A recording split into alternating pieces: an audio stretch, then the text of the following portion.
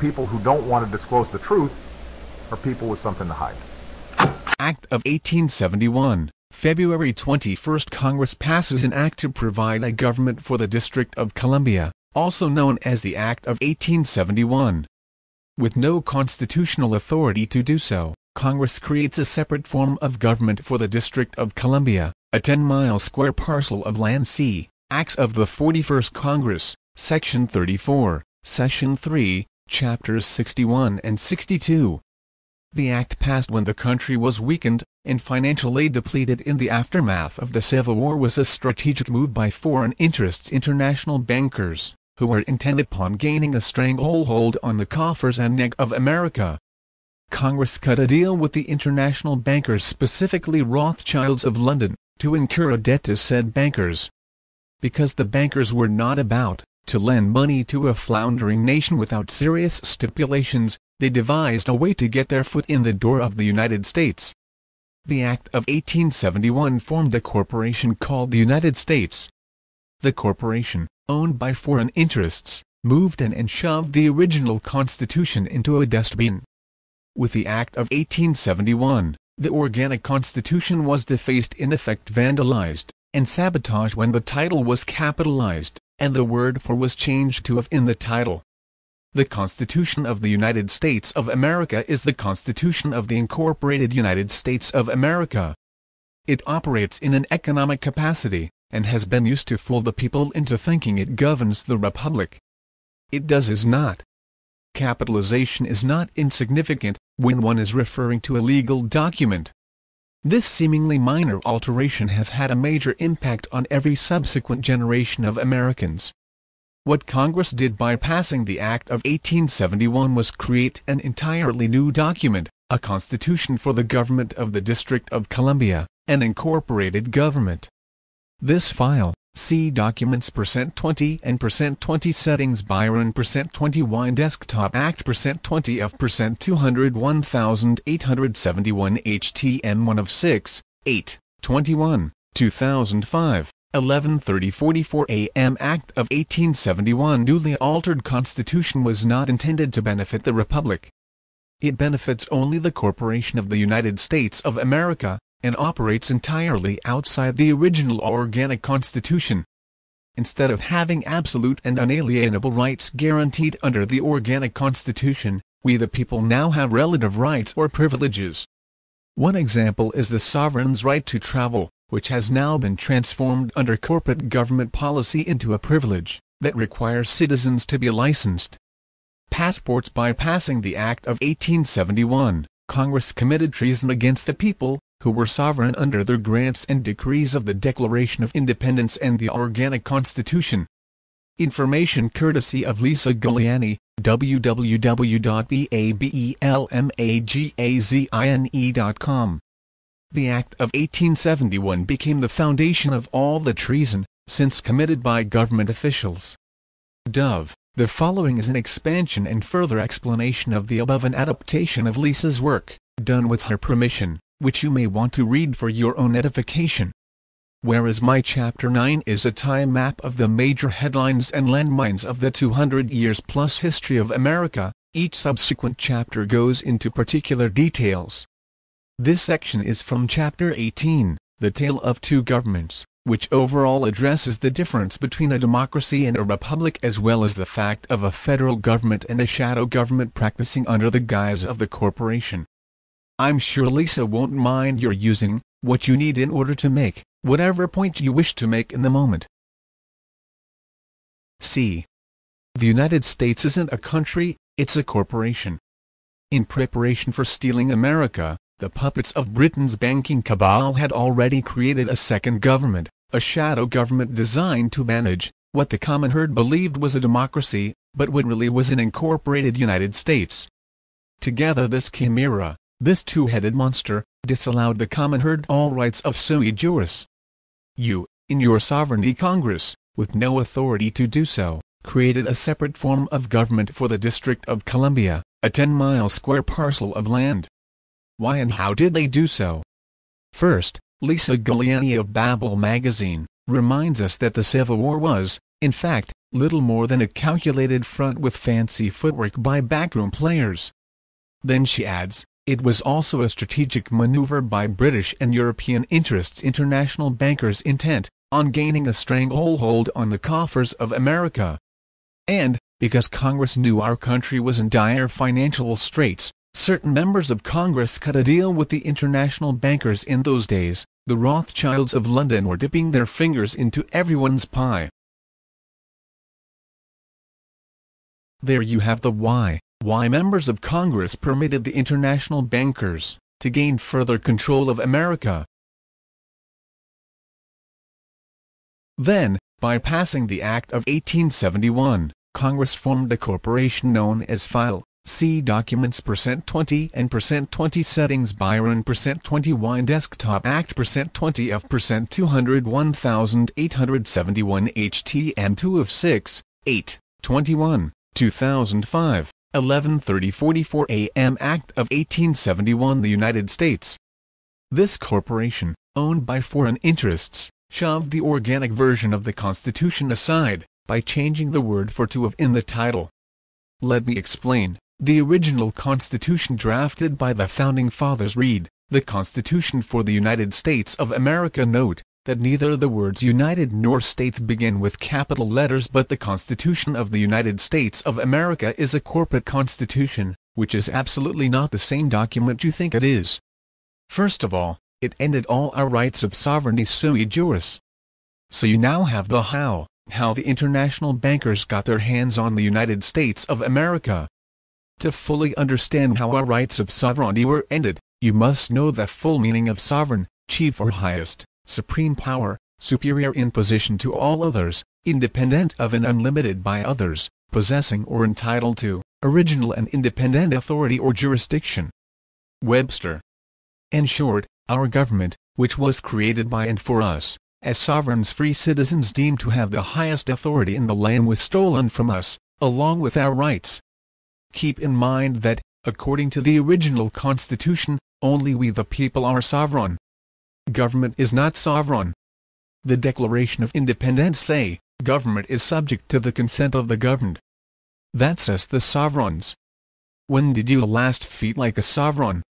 As Lisa Giuliani explained, it doesn't take a rocket scientist or a constitutional historian to figure out that the United States government has not been subject to the consent of the governed since long before you or I were born.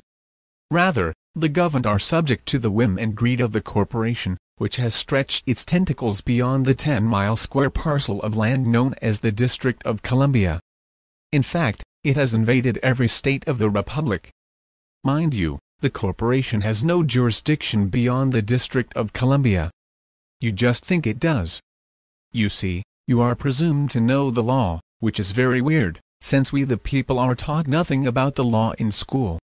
We memorize obscure facts and phrases here and there, like the preamble, which says, "We the people established this Constitution for the United States of America," but our teachers only gloss over the Bill of Rights. Our schools controlled by the corporate government don't delve into the Constitution at depth. After all, the corporation was established to indoctrinate and dumb down the masses, not to teach anything of value or importance. Certainly, no one mentioned that America was sold out to foreign interests, that we were beneficiaries of the debt incurred by Congress, or that we were in debt to the international bankers. Yet, for generations, Americans have had the bulk of their earnings confiscated to pay a massive debt that they did not incur. There's an endless stream of things that people are told. And, now that you are being told, how do you feel about being made the recipient of a debt without your knowledge or consent? After passage of the Act of 1871, Congress set a series of subtle and overt deceptions into motion, deceptions in the form of decisions that were meant to sell us down the river. Over time, the Republic took it on the chin until it was knocked down, and counted out by a technical knockout. With the surrender of the people's gold in 1933, the common herd was handed over to illegitimate law. File, see documents %20 and %20 settings Byron %20 Desktop Act %20 of %201,871 HTM 3 of 6, 8, 21, 2005. 11:30:44 a.m. Act of 1871. I'll bet you weren't taught that in school. Our corporate form of governance is based on Roman civil law and admiralty, or maritime, law, which is also known as the divine right of kings and the law of the seas. Another fact of American history not taught in our schools. Actually, Roman civil law was fully established in the colonies before our nation began, and then became managed by private international law. In other words, the government created for the District of Columbia via the Act of 1871 operates solely under private international law, not common law, which was the foundation of our constitutional republic. This fact has impacted all Americans in concrete ways. For instance, although private international law is technically only applicable within the District of Columbia, and not in the other states of the Union, the arms of the Corporation of the United States are called departments, that is, the Justice Department, the Treasury Department. And those departments affect everyone, no matter where and what state they live.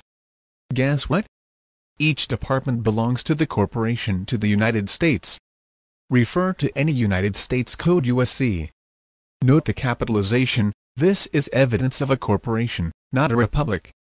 For example, in Title 28, 3002, 15 ABC, it is unequivocally stated that the United States is a corporation.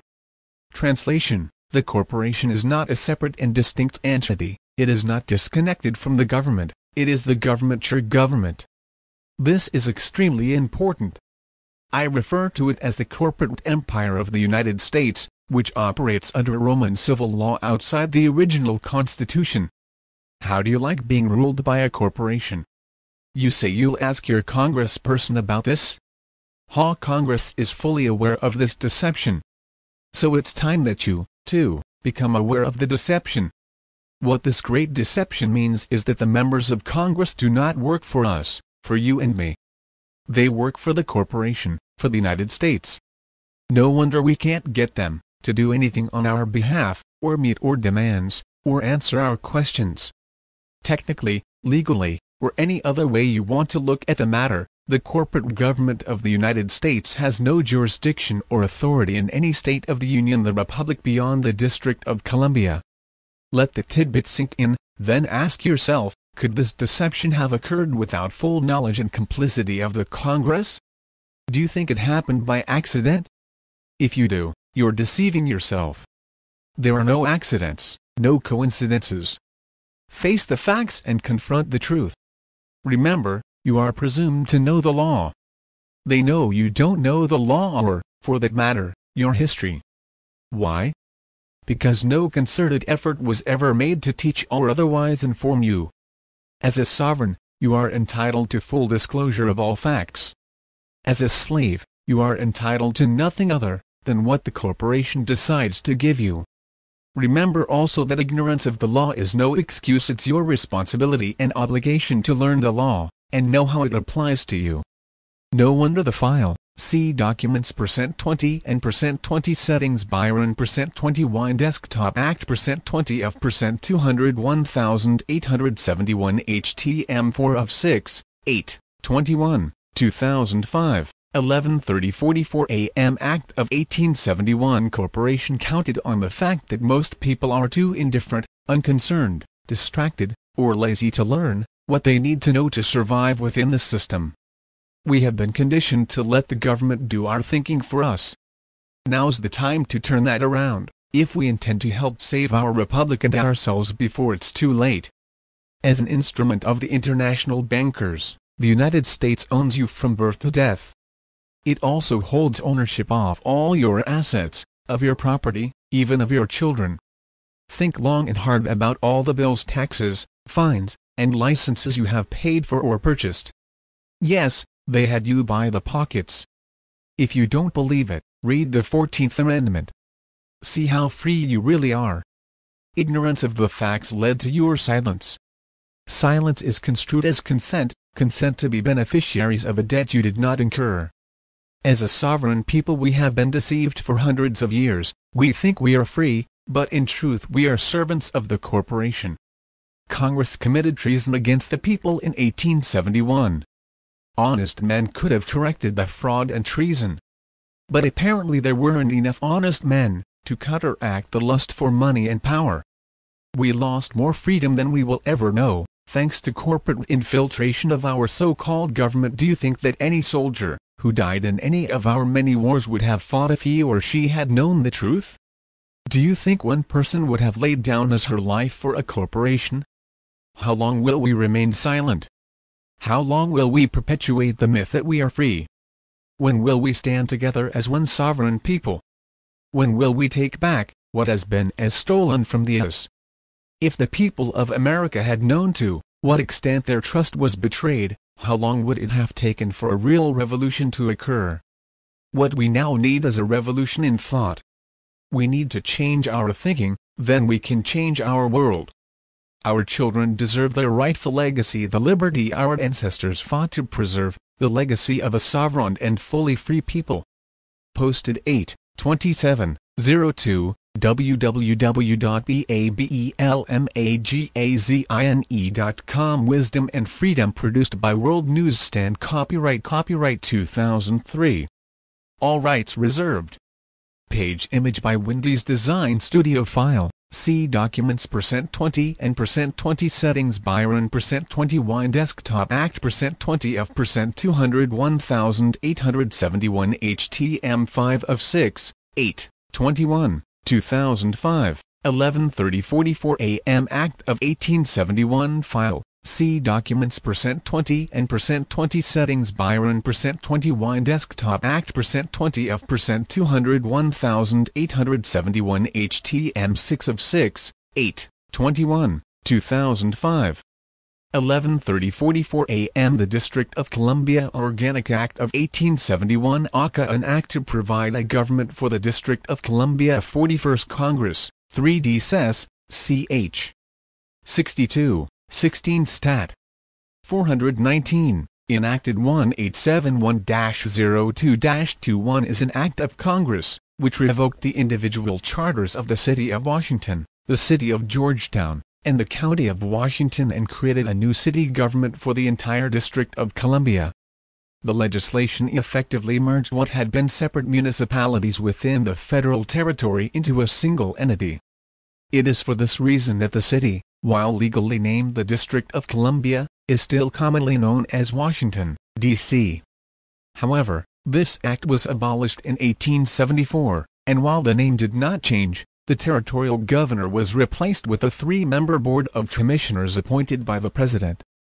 This system existed until 1974, when the District of Columbia Home Rule Act allowed for district residents to elect their own mayor. Consent to what is happening to us. Society is developing more and more in the direction of a thought police that control every thought we have.